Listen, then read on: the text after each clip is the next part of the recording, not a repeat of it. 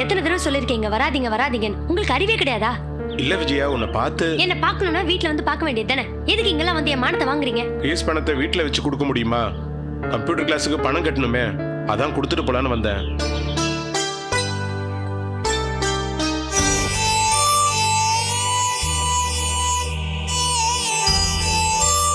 சரி சரி, இடத்த காலி பண்ணுங்க. சரி, நான் வரேன் விஜயா. போங்க போங்க.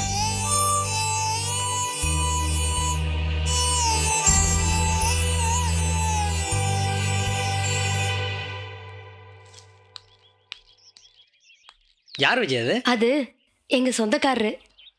அவருக்கு என்ன வேணுமா? இல்ல, வீட்டு செலவுக்கு கொஞ்சம் பணம் வேணும்னு கேட்டாரு.